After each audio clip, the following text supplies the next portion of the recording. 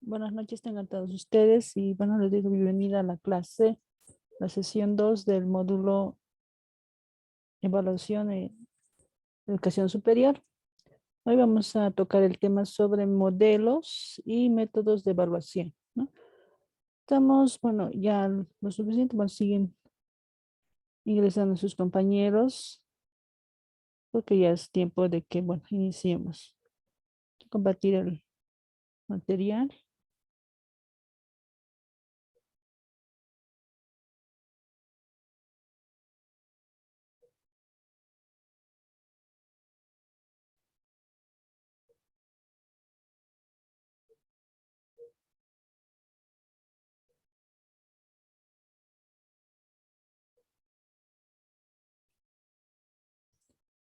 Bien, entonces empezamos, ¿no? Entonces vamos a ver modelos, qué tipo de modelos hay en la evaluación y también los métodos que se puede utilizar en la evaluación educativa en todos los niveles.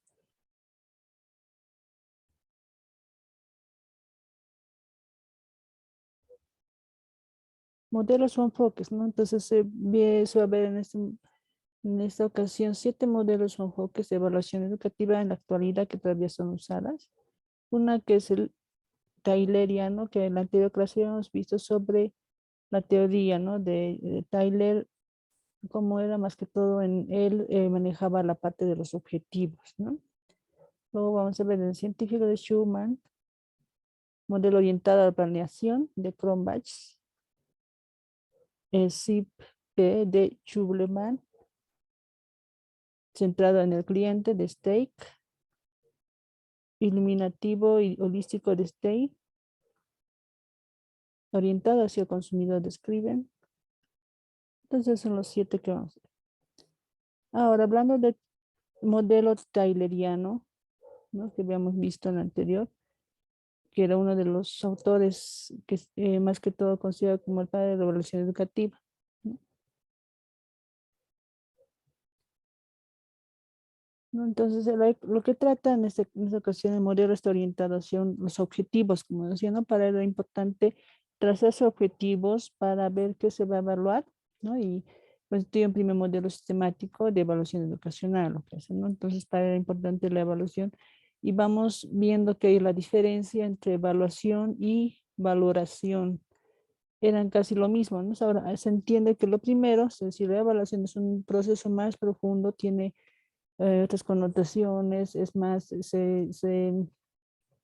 la evaluación, se dije, de métodos, instrumentos y técnicas, ¿no? Para ver y sacar los resultados y hacer tomar decisiones. Y el segundo, que solamente es una valoración o medición, como se llaman en algunas ocasiones, están solo emitir opiniones que en muchas ocasiones no se encuentran fundamentadas, ¿no? Con sólidos o argumentos sólidos. Solamente se hace una valoración que se puede también tener o una medición en base a instrumentos, ¿no? En ese caso, el modelo tayloriano consiste en comparar los resultados, es decir, con los objetivos de comportamiento que se diseñaron con anterioridad. Entonces, el modelo tayloriano lo que hace es que una vez planeado los objetivos, ya sea en un plan de trabajo, en la malla curricular, diseño curricular, se ve si ha surgido, ha surtido o no, digamos, no se ha cumplido con los objetivos planteados en el comportamiento, en los resultados, en el aprendizaje de los estudiantes, ¿no? Entonces, eso es lo que hace, en este caso, Tyler, ¿no? Y ahí vemos el esquema más o menos que él lleva o este modelo se rige en este caso, ¿no? Primero establecemos con anterioridad metas u objetivos, se ordenan los objetivos en amplias clasificaciones, que es lo primero, digamos, como por ejemplo un objetivo general y puede haber objetivos específicos, digamos, en una malla, en un plan de trabajo, el plan de clase, ¿no? Definir los objetivos en términos de comportamiento, ¿no? Establecer situaciones, condiciones según las cuales puedan demostrarse en consecución de los objetivos, explicar los propósitos de la estrategia al personal, en este caso, ¿no? Cuál es el propósito, cuál es el fin para que es más importante en ese caso, y que puedan ser usados adecuadamente, elegir y desarrollar o desarrollar medidas técnicas apropiadas, las técnicas que lo vamos a ver mucho más adelante, recopilar los datos de trabajo, ¿no? En caso de programas educativos, deben de realizar trabajo de los estudiantes, ¿sí?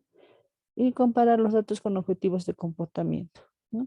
Es decir, cómo los objetivos que se han desarrollado con anterioridad se puede comparar con los objetivos que en sí se ha podido trazar o no de acuerdo al comportamiento de los estudiantes que han tenido en el aprendizaje, ¿sí? Entonces, a eso va el modelo tayloriano, ¿no? Entonces, vamos a ver el modelo científico de Schumann, ¿no? Lo que él nos dice en este modelo es, Edward Schumann fue el investigador en este caso, consideraba que las conclusiones de la evaluación deberían basarse en evidencias científicas, ¿no? Por lo que la evaluación tenía que contar con una lógica del método, ¿no?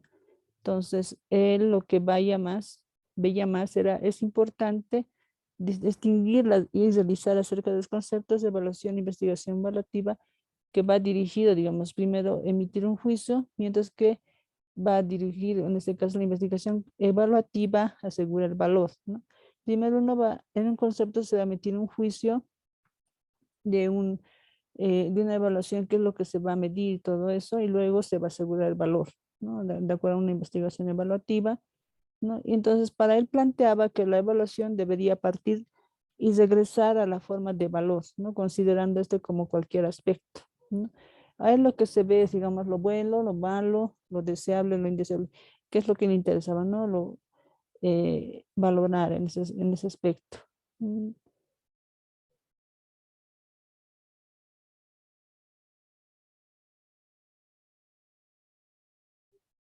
¿No? Y también aquí vemos, ¿no? Su modelo o el esquema que está trazado. Nos vamos a ver que primero al igual que Tyler, igual se ve, se elige los objetivos, se hace una valoración meta, ¿no?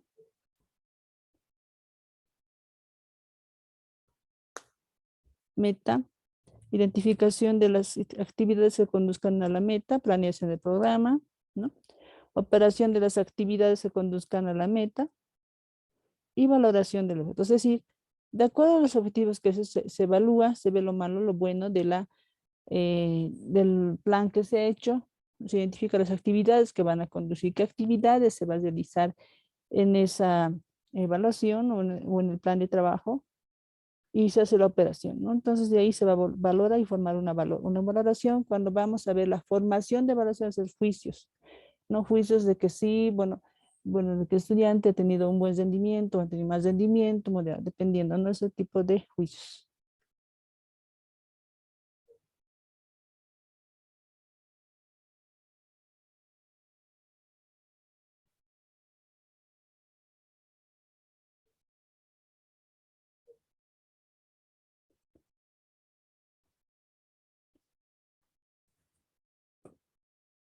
¿Sí? Entonces ese es el esquema que se usa o que usa el modelo de Chow, ¿no? Que de alguna manera también tiene un parecido a a lo que es el modelo de Tyler, ¿no? Que es igual, se inicia o se basa también en objetivos.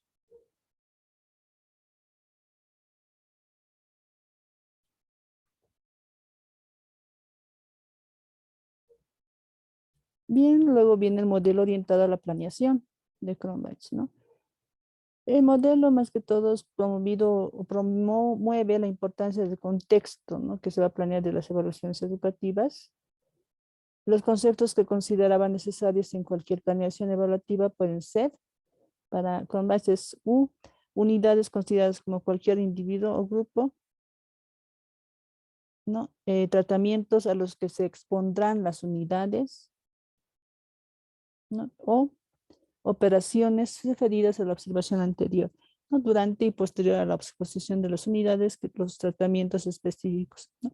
Entonces, lo que va es que se va a ver una planeación, primero ver la unidad que se va a trabajar, el tratamiento, las actividades que se van a dar y las operaciones, las acciones que se van a hacer.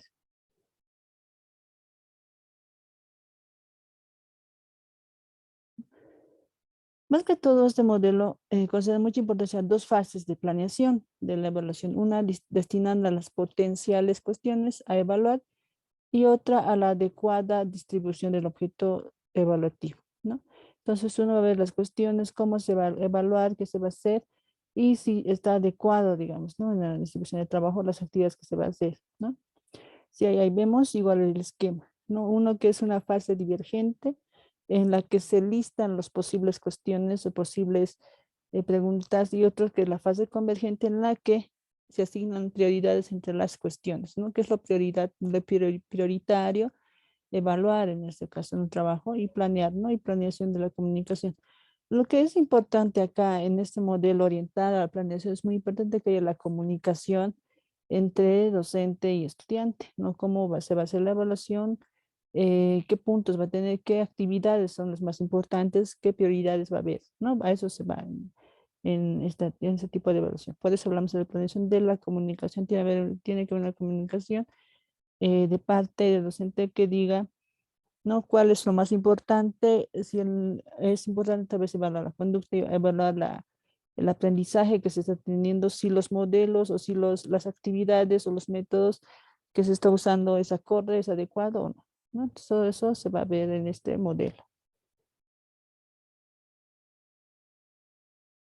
Y el modelo SIP-D-SHUB-BAN es la relevancia de ese modelo en su orientación hacia el perfeccionamiento, ¿no? O sea, es un proceso, ¿no? Es decir, la razón de ser de la evaluación es contribuir claramente el objeto, ¿no? En ese caso evaluado, ¿no? Decidiendo cómo habría de esperarse en tomar las decisiones. Primero lo que se va a ver es el proceso y se va a ver todos los puntos que se tiene que hacer en un proceso, ¿no?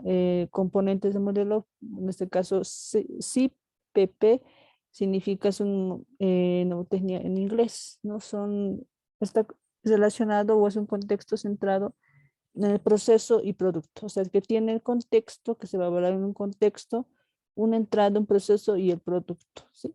Que está presentes en algunos de los modelos interesantes en la calidad. En este caso, este modelo es más que todo relacionado con un modelo europeo o de Estados Unidos también, donde, como anteriormente he dicho, ¿no? Tiene que ver o está asignado a una meta evaluación. Es decir, lo que se quiere ver es que qué utilidad va a tener la evaluación, qué viabilidad, exactitud y validez, ¿no? Es decir, qué instrumentos se van a usar para hacer un procedimiento de eso de entrada, el proceso, cómo se está haciendo el procedimiento en cuanto a la evaluación y de acuerdo a eso, cuál es el producto, digamos. El producto, digamos, de sí ha habido, se ha hecho una planeación y se ha podido medir, digamos, ¿no? De que el el contenido, en este caso de la malla curricular, el diseño curricular, de alguna manera sí está acorde, no está acorde, y el producto en este caso es que el estudiante sí ha podido aprender o no ha podido aprender, ¿no? Entonces ahí se ve si bien no hay un aprendizaje significativo o no. Si hay una utilidad, es viable, ¿no? Tiene validez. Entonces a eso es lo que va este modelo, ¿sí?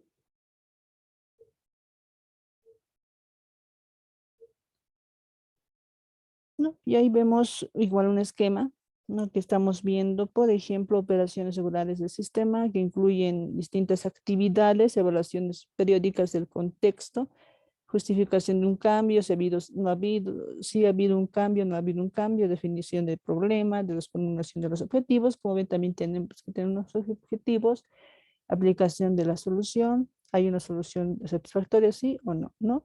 Evaluación de la entrada, se ve, se hace cuando hablamos de evaluación de entrada, es como hacer una evaluación diagnóstica, ¿no? Cuando hablábamos anteriormente de los tipos de evaluaciones, no sea encontrado también una estrategia prometedora, sí o no, ¿no? Necesidades de comprobación, o sea, realización de un proyecto especial, si se va a hacer o no ese proyecto, evaluación del proceso y el producto, el rendimiento de acuerdo a los objetivos planteados, a la justificación planteada. ¿Ha habido un rendimiento satisfactorio, sí o no? ¿No? Necesita, desea tal vez una solución, el proyecto merece otro intento, ¿no? Ha sido un fracaso o necesita. Entonces, todo este esquema tiene que ver, ¿no? Para ver la calidad de educación que se está dando, la calidad en este caso del aprendizaje o de la enseñanza que el docente puede dar. Entonces, todos estos, las preguntas se hace el docente al final, ¿no? Si sí o no, si ha cumplido o no se ha cumplido, si se, o al final solamente ha sido fracaso o aún necesita una solución. Entonces, eso vemos en este esquema.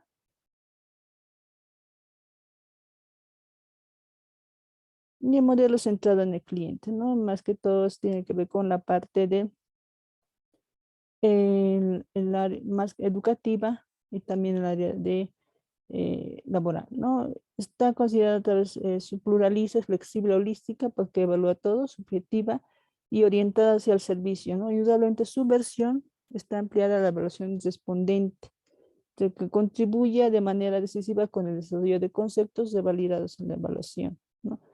Entonces, los aspectos que en este caso van atribuidos a la concepción evaluativa con STACE son los siguientes, ¿no? Las evaluaciones tienen que ayudar a las audiencias a observar y a mejorar lo que están haciendo, ¿no?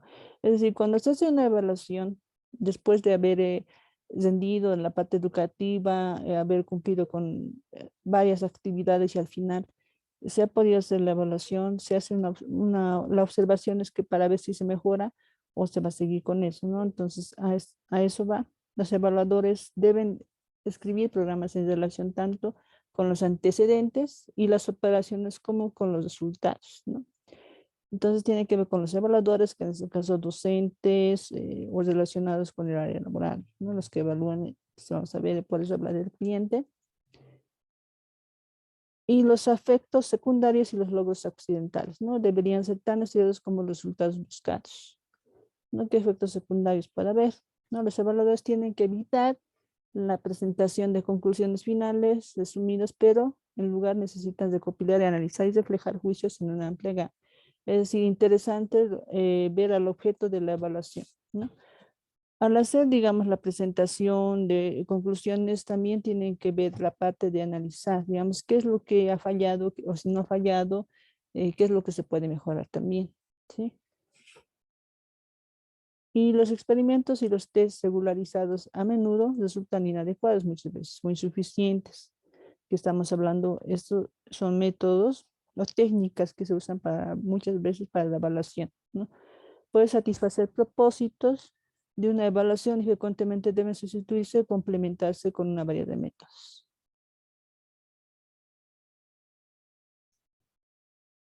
¿no? Y aquí estamos viendo el esquema, ¿no? Si vamos a partir, estamos viendo 12 pasos, ¿no? Es el 1, va a identificar el alcance del programa, cuál es el alcance del programa educativo, tener un panorama de las actividades que se van a realizar, descubrir los propósitos e intereses, conceptualizar las cuestiones y problemas, 5, identificar los datos necesarios para investigar los problemas, seleccionar observadores, jueces e instrumentos si los hay, ¿no?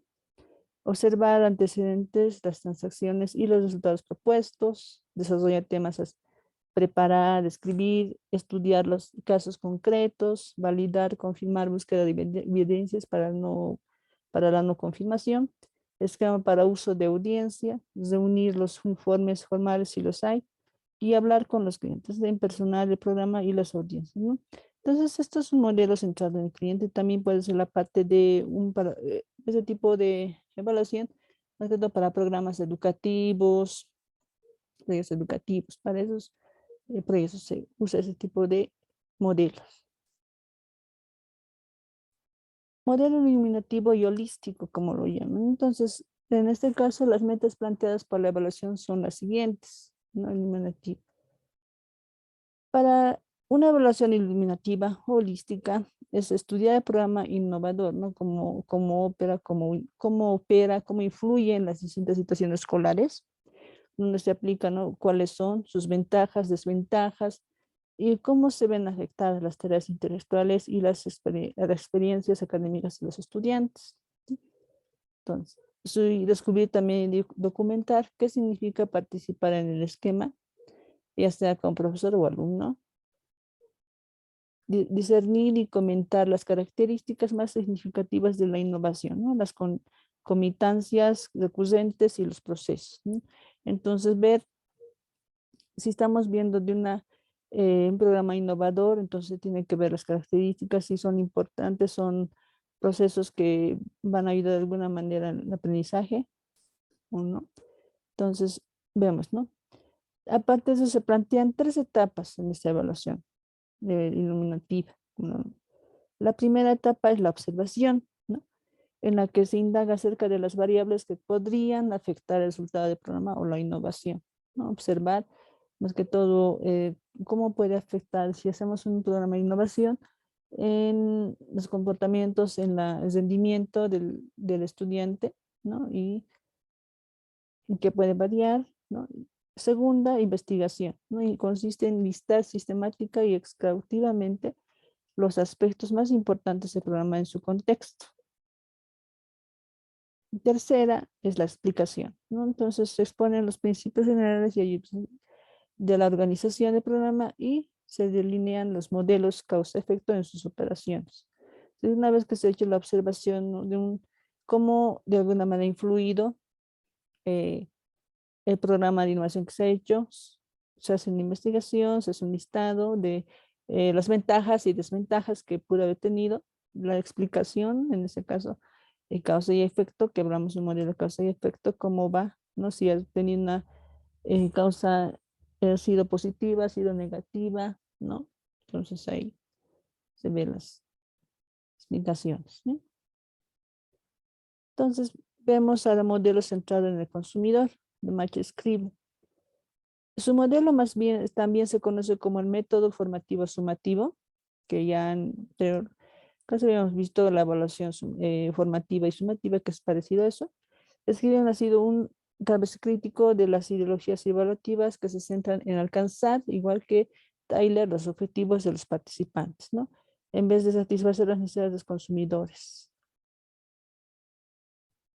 En este caso, cuando hablamos de evaluación formativa, que habíamos dicho, se refiere más que todo a la contribución que realiza el evaluador para perfeccionar los procesos, mientras que la evaluación sumativa contribuye a tomar decisiones, ¿no? Una vez que concluye el proceso, se dirige a la mejora de procesos y a la otra o a ajustar el resultado final, ¿sí? Se va viendo que se ha habido un rendimiento eh, deficiente, óptimo, dependiendo y de acuerdo a eso se va viendo, ¿no?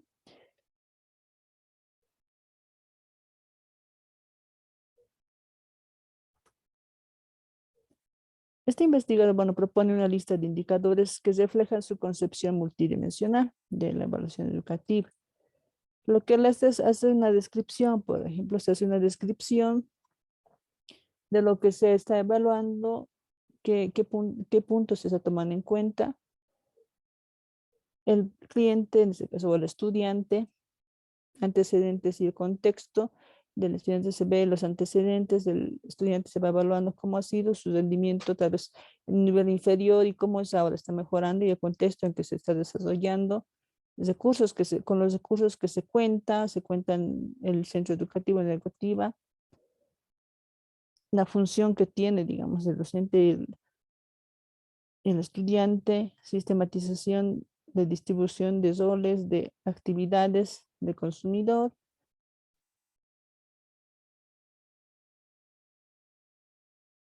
las necesidades y valores de afectados y potencialmente impactados, tal vez, ¿no? Normas que se siguen de la institución, las normas que cada institución tiene, el proceso que se sigue, los resultados de acuerdo a lo que se ha planteado, los objetivos que se ha dicho, la justificación, posibilidad de generalización,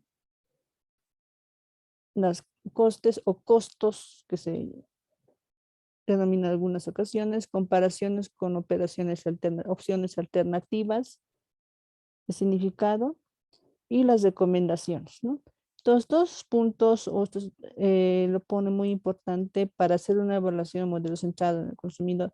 Cuando hablamos de modelo centrado en el consumidor, nos referimos, en este caso, ya sea el estudiante, el docente, ¿no? Cualquiera de los dos. Y el informe final, ¿no? Y la metaevaluación. La metaevaluación es relacionado con lo que se ve al final de las recomendaciones del informe. La metaevaluación es usar las 4 alternativas que habíamos visto anteriormente, ¿no?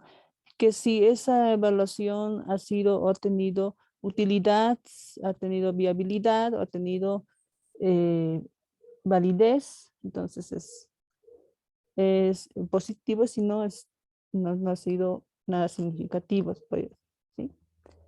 El modelo sistémico del autor, doctor Arturo de Orden de la Hoz, para él era más que toda una evaluación, esencialmente un juicio de valor sobre una realidad, ¿no? Y como todo juicio se apoya en una comparación. Entonces, para él hacía las comparaciones. Comparación y juicio son, pues, los componentes esenciales de la evaluación, su núcleo conceptual, ¿no? Para formular un juicio de valor con garantías de objetividad y eficacia, es preciso describir con precisión, ¿no? Ciertas, ciertas facetas, aspectos de la educación a evaluar, que siempre van a realizar, digamos, o realidad compleja y exige en muchos casos, ¿no? La utilización de instrumentos y técnicas de recopilación de información y medida muy especializados en aplicación y de aplicación difícil muchas veces, ¿no? Y eso lo vamos a ver ante qué tipo de técnicas se usa en el modelo, método de evaluación. En este caso estamos hablando de modelos.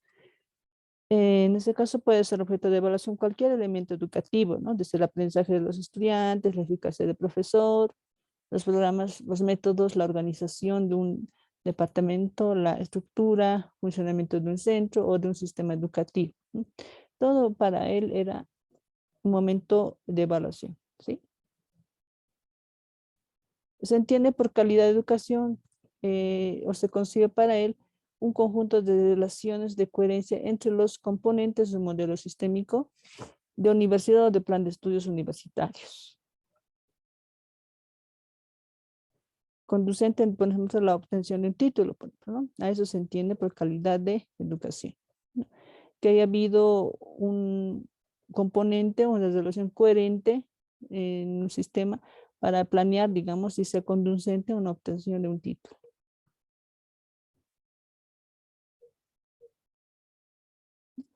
Y ahí vemos los esquemas, ¿no? Estamos viendo contexto sociocultural y económico de la educación universitaria, porque eso es más que todo modelo sistémico a nivel de educación superior, necesidades, aspiraciones y expectativas a las que debe responder la educación universitaria, un profesionalismo en más alto nivel, desarrollo tecnológico, desarrollo económico, científico, cultural y otros.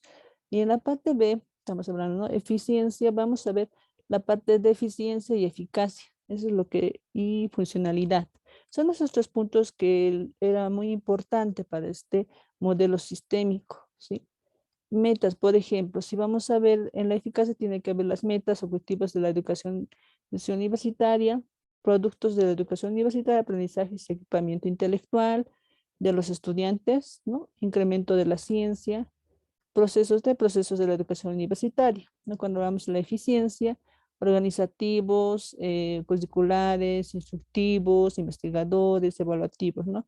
Y vemos que si ha habido, en todos estos puntos, si ha habido todos estos recursos, hemos tenido recursos humanos, económicos, materiales, directivos y de liderazgo, administrativos, todo eso, ¿no? Por último, entradas en el sistema de educación universitaria, estudiantes, número y características de cursos asignados. Entonces, todo eso es un modelo sistémico que se basa en tres puntos, ¿no? Que sea funcional, que sea eficiente y que haya eficacia y eficiencia, ¿sí?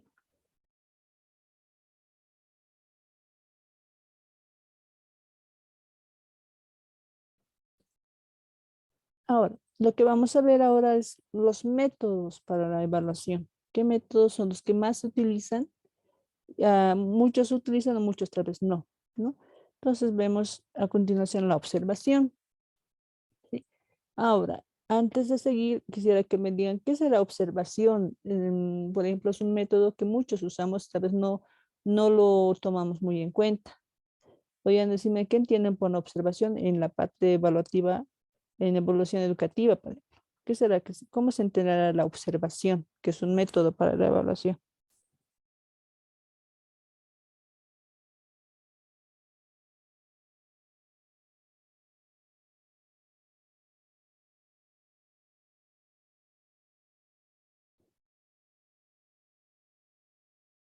Nadie. Bueno, te voy a preguntar. Tal vez alguien que entienda qué es observación, ¿no? Pregunto, a ver, aquí si están atentos. Beatriz. ¿Se encuentra Beatriz? Lice, buenas noches. Buenas noches, ¿cómo está Beatriz? Sí, bien, Lice, al menos logré conectarme. Lice, en la observación, en lo que es en educación, yo trabajo, soy maestra. Sí, lo utilizamos ese está día a día, está en todo el proceso en sí, ¿no? La evaluación lo realizamos a través de la observación. Estamos viendo qué estudiante está haciendo lo que tal vez nosotros le hemos pedido realizar. Y a veces la observación nos ayuda mucho a hacer algunas evaluaciones objetivas y nos acordamos o nos damos cuenta qué estudiante está comprendiendo, qué estudiante está atendiendo, ¿no? Es desde mucha ayuda para nosotros, al menos en aula, licenciada. Bueno, muy bien, Beatriz, gracias por su aporte. Sí, exactamente. La observación es una forma o es una primera forma de método de evaluación, porque vamos a evaluamos, miramos cómo el estudiante rinde o es aplicado en su forma de incluso comportamiento, es lo primero que uno observa, ¿no? Como docente, se comporta bien o se comporta bien, es un estudiante extrovertido, es introvertido, no participa, digamos, ¿no? Es una forma de observación, mirar, oír, intentar, digamos, prestar atención a lo que se va a determinar aspectos importantes y es importante tal vez para ver, ¿no? Si, por ejemplo, tiene mucho que ver tanto la conducta y comportamiento y en el rendimiento académico de los estudiantes, ¿no? Para ver, por ejemplo, si un estudiante es a veces introvertido, no se aísla, de alguna manera puede influir mucho en la parte del rendimiento académico, ¿no? Puede que no sea muy participativo y eso puede influir mucho, ¿no? A veces en la nota, porque muchas veces los docentes, como docentes, calificamos, digamos así, si participa o no, y eso influye mucho, ¿no? Entonces, eso es lo que es, ¿no? Se define la observación como mirar o ir intentando prestar atención selectiva hacia determinados aspectos importantes relevantes en la situación o de la conducta de un sujeto o grupo, ¿no? O sea, podemos hacer mediante la observación, lo podemos hacer como una método de evaluación tanto individual como grupal, ¿no? Para observar es necesario tal vez realizar una serie de acciones con las cuales pretendemos asegurar que el acto de observar lleva inmerso un proceso, es un proceso, ¿no? Que deberíamos desarrollar dentro de los salones de clases. La capacidad de observación es más que una capacidad, es una competencia intelectual, ¿sí? Si hablamos en educación, pues competencia es una competencia, porque al observar vamos a captar y vamos a usar todos nuestros procesos mentales, ¿sí? Existe la necesidad de desarrollar en nosotros mismos la competencia de la observación para después o de manera simultánea, ¿no? Fomentar en nuestros estudiantes también eso. Vamos a fomentar que los estudiantes también a través de la observación puedan ellos igual de alguna manera evaluar, ¿no? Como secuencia para la observación se debe primero, ¿no? Uno, establecer el todo a observar, ¿no? Observar, determinar los criterios que regirán la observación. 3, percibir con detalle tomando en cuenta los criterios, es decir, recorriendo conscientemente el todo de forma tal que pueda escanearse de arriba hacia abajo, de abajo hacia arriba, de derecha a izquierda, sino de izquierda a derecha, de dentro a afuera y de afuera hacia adentro. Entonces vemos todo el todo, entonces vamos observando en toda la aula, si no vamos viendo arriba, abajo, cómo está, ¿no? Enunciar según los criterios las características observadas, ¿no? Ver tal vez algo está mal, algo está fallando, y eso nos ayuda mucho para hacer una evaluación y anotarla, ¿no? Y tenemos varias, o bueno, en este caso, clasificaciones en la observación, que puede ser la casual, puede ser intencional, focalizada y participativa, ¿sí? Y vamos a ver en qué consiste cada una de ellas. La observación casual, como su nombre lo dice, puede observarse en cualquier momento de la jornada diaria, ¿no? Decidimos que es aleatorio no planificado, pues si algo nos llama la atención, recabamos los datos en el registro anecdótico. Sabemos que cuando observamos es muy importante, si estamos haciendo una observación tener tal vez o anotarnos lo que tal vez nos parece algo raro en el curso que estamos con nuestros estudiantes, algún comportamiento, ¿no? Entonces, pues, se habla diario de clase, ¿no? Entonces anotarlo. Pero como somos casual, a veces no es algo que esté planeado, ¿sí? La observación intencional requiere más que todo una planeación, ¿no? En la cual, mediante una guía de observación, y sin pretender inferir con las actividades de los estudiantes, nos proponemos observarlos durante un tiempo específico de la sesión. Lo intencional es que tal vez yo voy a ver, digamos, por qué ese estudiante tiene ese comportamiento. Digamos, en el curso es tranquilo, es todo así. Ya, se observa eso, digamos, ya. Y en el recreo de pronto es un estudiante que no es nada que ver, digamos, en el recreo es más extrovertido, todo eso. Entonces vamos viendo la comparación de conductas, ¿no? Y eso, ¿no? Y la relación que tienen con los compañeritos, digamos, en el curso, cómo es su comportamiento y cómo es en el recreo. Entonces, es un ejemplo, ¿no? Que doy. Eso es lo que se hace una observación intencional, que se ha planeado en ciertos tiempos, ¿no? Rango de tiempo. La observación focalizada, ¿no? Consiste en la observación que atiende a un aspecto determinado, es decir, tenemos un foco de interés, pero no es preciso detallarlo con las especificidades de lo que lo hicimos anteriormente, ¿sí? Tal vez estamos focalizados solamente, mi interés, digamos, de la observación que voy a hacer es ver cómo rinde el estudiante o vamos comparando en cuanto a un examen, cómo es el comportamiento en un examen, por ejemplo, ¿no?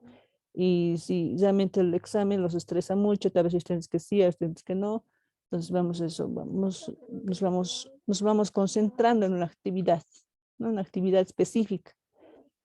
Y la observación participativa, ¿no? Constituye por sí misma un método de investigación cualitativa, ¿no?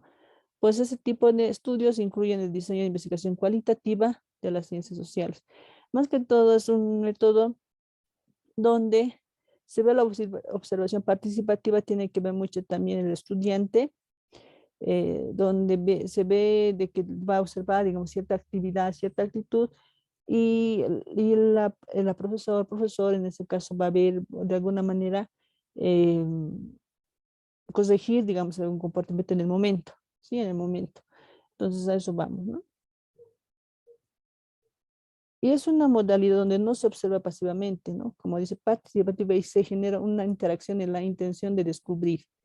Entonces, cuando vemos la observación acá, tal vez hay un acercamiento con el estudiante en cuestión, que estamos haciendo una observación, digamos, de conducta. Entonces, vemos más allá, preguntamos, es más, no solamente tal vez directo al estudiante, tal vez al compañero, ¿por qué por qué, digamos, tu compañero es así, saben algo, ¿no? Entonces, es una forma de indagar, ¿no? Entonces, incluso puede dar un inicio un propósito, como propósito, no tenía propósito de observar, digamos, ¿no? Se ve más allá, un poco más allá, la observación participativa, ¿sí?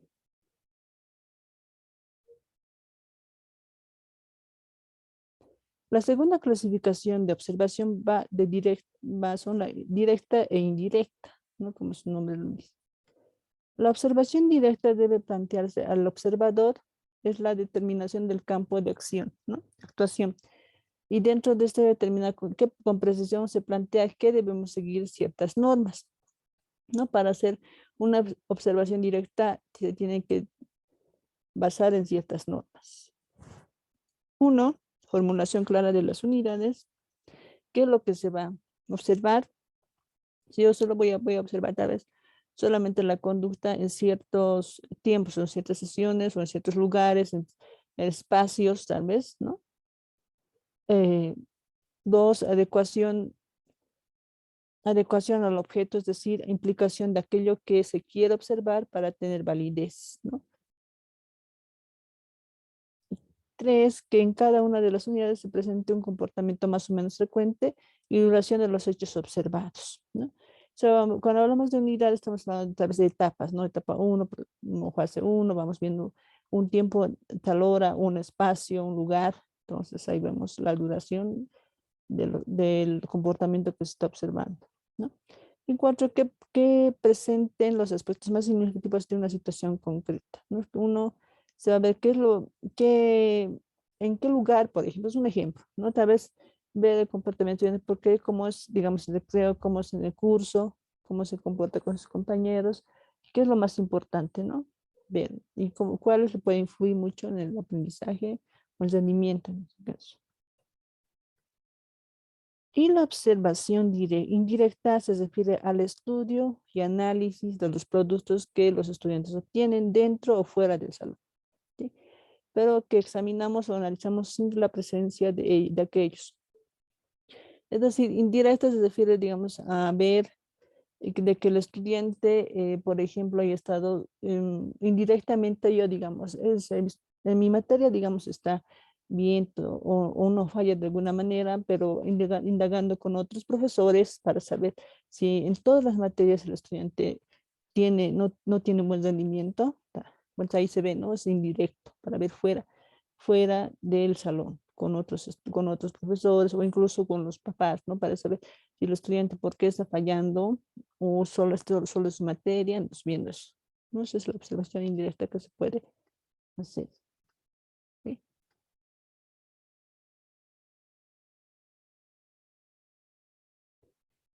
El otro método es la entrevista, ¿no? La entrevista tiene que ver mucho, se define la entrevista como un proceso en el que intervienen dos o más personas, ¿no? A través de un medio generalmente oral, ¿no? Con la agencia oral, en el que se distinguen roles asimétricos de entrevistador e entrevistado, ¿sí? La asimetría significa que se dirige a ciertos conocimientos que debe poseer el entrevistador y a la dirección que debe llevar en el proceso, ¿no? Aunque este sea totalmente libre y no tenga estructura. O sea, la entrevista puede ser no estructurada, puede ser estructurada como también no estructurada, que lo vamos a ver a continuación, ¿sí? Los tipos de entrevistas. También es una responsabilidad del entrevistador realizar una devolución. O sea, cuando uno hace una entrevista, digamos, en este caso a los papás, digamos, primero es al estudiante, digamos, no de por qué está así, le pregunta por qué su comportamiento tiene problemas, eso va más allá, ¿no? Del solamente mero juicio. Entonces, una entrevista uno quiere saber por qué el estudiante es rinde o tiene bajo rendimiento. Luego, los segundos entrevistados serían los papás, ¿no? La mamá o el papá para saber por qué el estudiante sí tiene problemas, tal vez, ¿no? Eh, y aquí es donde, después de hacer la entrevista, cuando hablamos de evoluciones, comunicamos al entrevistado los resultados de la entrevista, si de alguna manera les ha ayudado y se les va a ayudar de alguna manera en el proceso tal vez es la parte económica que está mal y tal vez tener ayudarles a apoyarles de alguna manera, ¿no? Es un ejemplo, ¿no? Ahora, las entrevistas se dividen en dos campos, ¿no? Las estructuradas o semiestructuradas y las no estructuradas. ¿Sí? Cada uno es relevante, pero su propósito es distinto, ¿no? Las primeras las estructuradas tienen el objetivo de justificar, ¿no? En tanto, las segundas buscan descubrir. Entonces, las estructuradas solamente van a justificar un objetivo que se ha planteado y las semiestructuradas y no estructuradas solo buscan descubrir nada más, ¿no? Entonces, las entrevistas estructuradas parten de una guía de entrevista, ¿sí? Un cuestionario previamente elaborada y cuya principal característica es la inflexibilidad. Tal es el caso del censo de población, por ejemplo, ¿no? Que es una entrevista estructurada y ya se ha planteado qué puntos se van a ver en un censo. Ya está dicho, ya no se maneja más, no son más. Tanto en las cuestiones que se plantean en el entrevistado como el orden y la presentación de reactivos, ¿sí? Las semiestructuradas tienen cierta flexibilidad, ¿no? Pero también con anterioridad se prepara la guía de entrevista que indica las partes donde se permitirá que el entrevistado pueda exponer, digamos, puede soltarse, o sea, puede incluso tal vez a veces improvisar en esta, que no está tal vez en la guía. Hay ciertas preguntas tal vez que se ha planteado, pero luego puede ir indagando más, el mismo entrevistador puede ir indagando, crear preguntas en ese momento, ¿sí?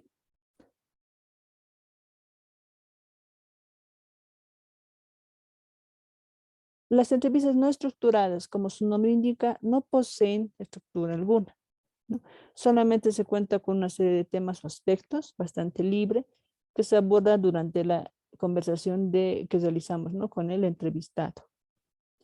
Entonces aquí, por ejemplo, ¿no? Cuando uno va a hacer una entrevista, tal vez no tiene entonces En ese momento, cuando está cara a cara con el entrevistado, ahí va a ser, digamos, preguntas que él se le venga a la mente, se le hizo con algún tema relacionado con el problema, en este caso del entrevistado.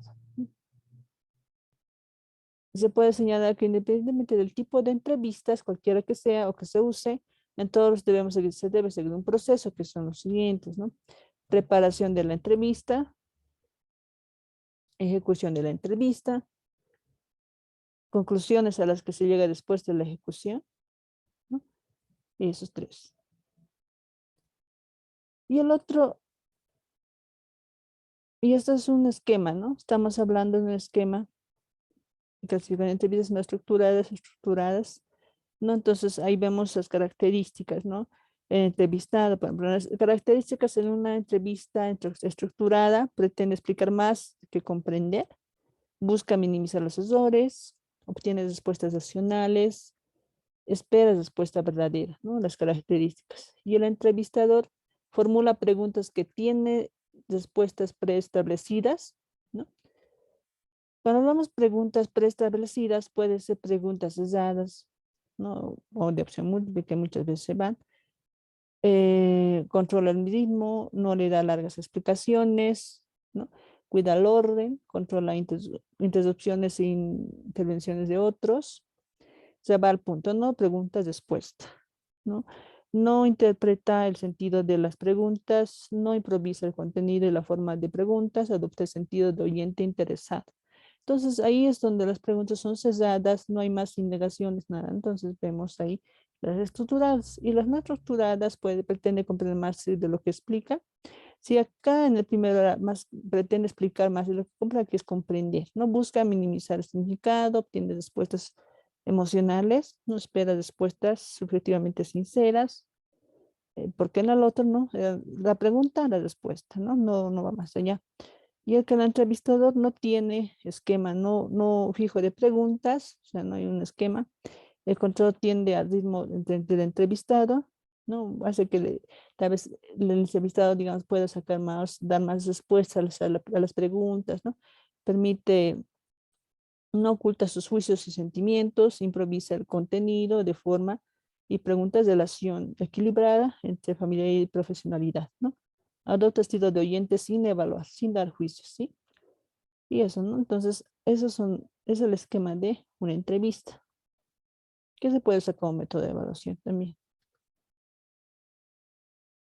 La encuesta, ¿no? Es otro método que se considera una metodología científica también, pero con diferentes objetivos y bases que nos pueden revelar tanto descripciones como la relación entre diferentes variables, ¿no? Un fenómeno. La ventaja en este caso es cuando no podemos acceder, por ejemplo, a una observación directa, o sea, no vamos a tener una observación directa de una conducta, de un comportamiento, de un rendimiento, de una aptitud, de una actitud. Entonces, de los estudiantes, para evaluar, la encuesta se convierte en un valioso recurso, ¿no? Además, es la metodología más adecuada para recabar opiniones, creencias, actitudes, ¿no? Si bien los encuestados quizá no digan lo que realmente piensan, al menos manifestarían en ese caso lo que quieren y se aceptan ellos, ¿no? Entonces es un instrumento que puede tener gran información, ¿no? Y del sujeto. Puede ser muy útil para llegar a un instrumento a todos los estudiantes, pero también a sus padres, ¿no? Si nos encontramos en nivel superior, incluso podríamos variarlo, enviarlo electrónicamente, pues, ¿no? O sea, puede ser en este caso virtualmente, hacer una encuesta a los papás, ¿no? Muchas veces se ha usado eso, ¿no? De la encuesta vía virtual, vía WhatsApp, o vía, en este caso, que se usa mucho hoy en día los documentos, eh, formularios Google, ¿no? Que es una forma de hacer este tipo de encuestas, ¿no? Y egresados en plan, es recabar información relevante de la institución que necesita conocer los exalumnos, un ejemplo, ¿no? Trata de un medio relevante de cualquier nivel educativo. Y hay dos tipos de encuestas, las descriptivas y las explicativas, ¿sí? La encuesta descriptiva tiene la intención de conocer aspectos de la población encuestada, ¿sí? Conocer aspectos económicos, sociales, culturales, vamos a verlo así, ¿sí? La encuesta explicativa, pues según buscan encontrar variables que tengan relación con el fenómeno a explicar. Si acá en la descriptiva solamente explica qué es, por qué en la explicativa se explica, digamos, por qué el nivel socioeconómico, por qué esto, entonces acá solamente se describe, nada más, no es la diferencia. Y el otro son los tests, ¿no? Los tests. En palabra inglesa, test es el sustantivo o verbo, que significa prueba, probar, examen, examen, ensayo, análisis, comprobación, ¿no? Pero también significa una vía de descubrimiento por cuestionamientos o por práctica en actividades, ¿no? Lo que alguien puede realizar, ¿sí? El test es como un método sistemático, ¿sí? Mediante el cual ponemos a prueba a los estudiantes para que se vean en testimonio de sus competencias, actitudes, características y de personalidad. Hoy en día se hace hay muchos tipos de test, ¿no? Como una para evaluar el tipo de actitud que puede tener, el tipo de, incluso los test o pruebas se llevan tal vez en la parte de perfil profesional, digamos, para saber el perfil profesional que los estudiantes pueden tener, ¿sí? Así, bueno, destacamos la variedad de test, los cuales para su estudio se dividen en de aptitudes, de personalidad, de intereses, de actitudes de adaptación, de rendimiento y o pedagógicos, ¿no? Entonces, esos son de la variedad de test que se usan para saber, por ejemplo, aquí lo que nos interesa más tal vez rendimiento y o pedagógico, ¿no?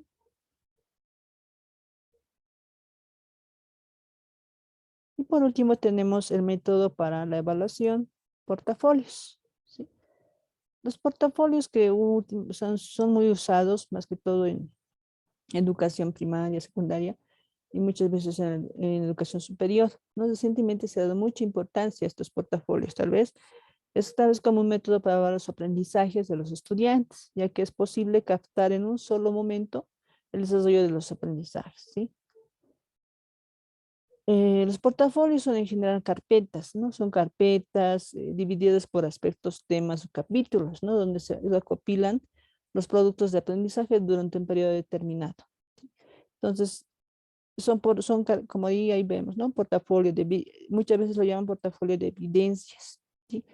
Es donde en un inicio, si uno va a usar ese tipo de método para evaluar incluso, porque sobre todo se usa más para la parte del aprendizaje y evaluación, entonces se va a hacer, digamos, se va a pedir, bueno, pues si todas las tareas que se han hecho, se han ido haciendo toda una gestión, si lo vamos a ver, se van guardando todas sus tareas, exámenes y otro tipo de materiales que se hayan usado y entonces lo van guardando así, ¿no? Y eso se va viendo qué es qué recursos han usado para que el estudiante pueda tener un aprendizaje significativo, ¿sí?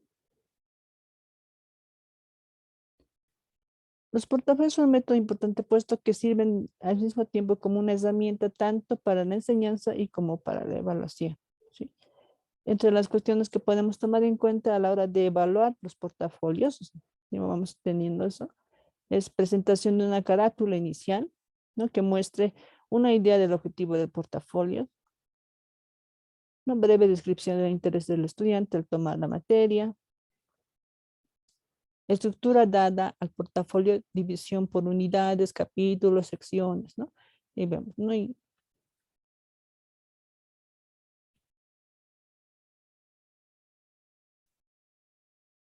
contenido que sea lo más exhaustivo posible en la presentación de los productos de aprendizaje del estudiante, ¿no? Videograbaciones, ensayos, proyectos, deportes, tareas, fotografías, ¿no? Todo lo que el estudiante haya podido tener o que el docente mismo haya pedido a los estudiantes que hagan ciertas actividades, ¿no? Los productos del profesor, ¿no? Presentación de PowerPoint, apuntes. O sea, es decir, en la carpeta o en los portafolios, fuera de que están los contenidos, actividades que el estudiante ha realizado, también están los contenidos y actividades que el docente ha mostrado, ¿sí? Que hayan contribuido en el aprendizaje. ¿No? Conclusiones acerca del pedido evaluado, las cuales podrían contener una reflexión acerca de la actuación tanto del estudiante como del profesor durante el periodo evaluativo, ¿sí?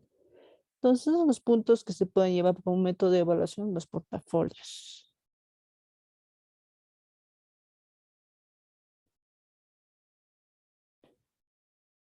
Bien, entonces a continuación, bueno, les verá como siempre un pequeño video sobre lo que vamos a ver, que es la observación y el tipo de métodos para la evaluación.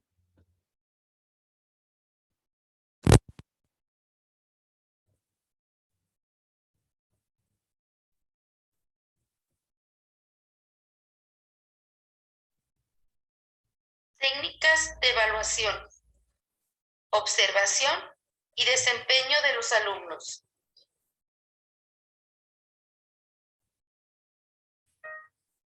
Las técnicas de observación permiten evaluar los procesos de aprendizaje en el momento que se producen.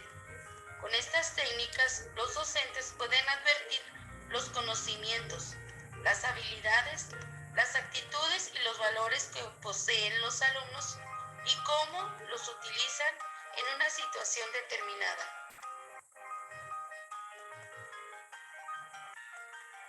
Existen dos formas de observación. Sistemática. El observador define previamente los propósitos a observar y así conocer las estrategias que utiliza o las respuestas que da ante una situación determinada el alumno. Asistemática. Consiste en que el observador registra la mayor cantidad de información posible de una situación de aprendizaje sin focalizar algún aspecto en particular. Posteriormente, para sistematizar la información, se recuperan los hallazgos y se analizan con base en las similitudes, diferencias y correlaciones que puedan existir. En cualquier tipo de observación, es fundamental cuidar que el registro sea lo más objetivo posible, ya que permitirá analizar la información sin ningún sesgo y de esta manera continuar o replantear la estrategia de aprendizaje. Guía de observación. Es un instrumento que se basa en una lista de indicadores que pueden redactarse como afirmaciones o preguntas, que orientan el trabajo de observación dentro del aula señalando los aspectos que son relevantes al observar, con la finalidad de centrar la atención en aspectos específicos, promover la objetividad al observar diferentes aspectos, y analizar las interacciones e incluir indicadores que permitan detectar avances e interferencias en el aprendizaje. Registro anecdótico. Es un informe que describe hechos, sucesos o situaciones concretas que se consideran importantes para el alumno o el grupo y da cuenta de sus comportamientos, actitudes, intereses o procedimientos. Para que resulte útil como instrumento de evaluación, es necesario que el observador registre hechos significativos de un alumno, de algunos alumnos o del grupo. Diario de clase.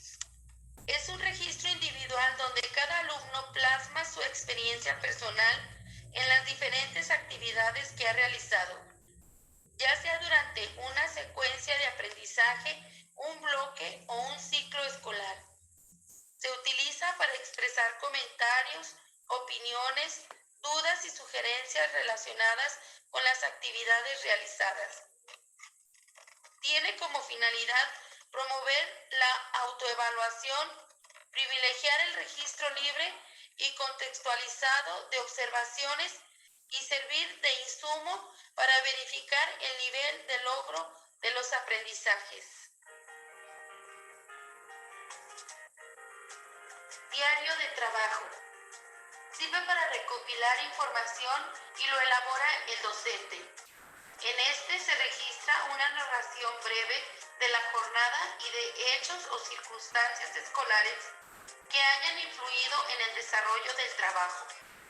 Se trata de registrar aquellos datos que permitan reconstruir mentalmente la práctica y reflexionar sobre ella en torno a diferentes aspectos. Escala de actitudes. Es un listado donde refleja ante qué personas, objetos o situaciones un alumno tiene actitudes favorables o desfavorables, lo que permitirá identificar algunos aspectos que pueden interferir en el aprendizaje o en la integración del grupo. Técnicas de desempeño de los alumnos. Son aquellas que requieren que el alumno responda o realice una tarea que demuestre su aprendizaje de una determinada situación. Involucran la integración de conocimientos, habilidades, actitudes y valores puestas en juego para el logro de los aprendizajes esperados y el desarrollo de competencias. Entre los instrumentos de evaluación de las técnicas de desempeño se encuentran las preguntas sobre el procedimiento, los cuadernos del alumno, los textos escritos y los organizadores gráficos, entre otros. Preguntas sobre el procedimiento. Las preguntas sobre el procedimiento tienen la finalidad de obtener información de los alumnos acerca de la apropiación y comprensión de conceptos, procedimientos y la reflexión de la experiencia. Cuadernos de los alumnos. Como instrumentos de evaluación permiten hacer un seguimiento del desempeño de los alumnos y de los docentes. También son un medio de comunicación entre la familia y la escuela. Pueden usarse para elaborar diferentes producciones con fines evaluativos, pero es necesario identificar el aprendizaje esperado que se pretende evaluar y los criterios para hacerlo.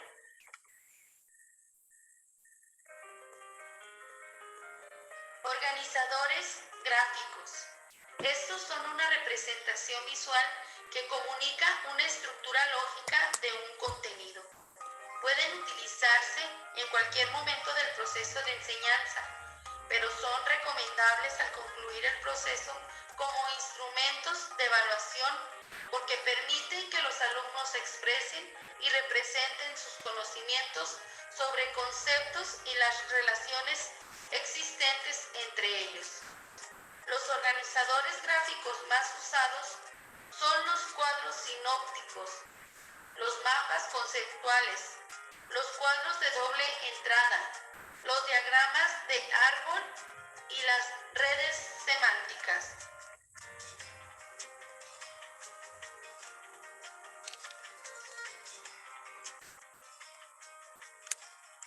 Muchas gracias.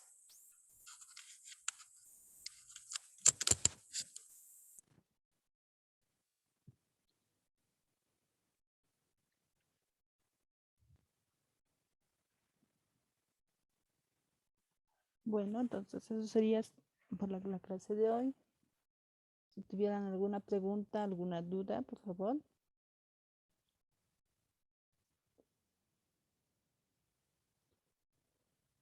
Bien, entonces no abriendo ninguna otra pregunta o duda, doy por terminada la clase, deseándoles un separado descanso de hoy, domingo, y nos vemos la próxima clase, ¿no? En el mismo horario, a las 7 de la noche, que habíamos cambiado ya el horario.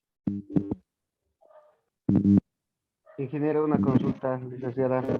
Sí, dígame. Para el examen final, para el trabajo final que tenemos que realizar, tiene que ser, puede ser virtual, lo que tenemos que preparar el trabajo de los 20 minutos de clase en aula o 30 minutos, diré. Virtual, ¿cómo? Como si estuviésemos dando una clase virtual con diapositivas, como su método de usted en este momento.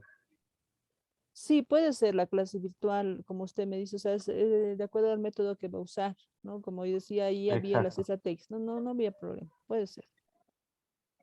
Ya, licenciada. Muchas gracias. De nada. Bien, entonces esta es la otra oportunidad.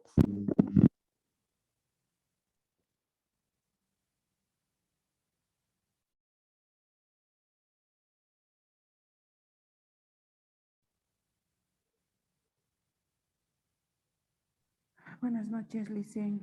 Sí, buenas noches. Me despedía, va a disculpar. Bueno, buenas noches.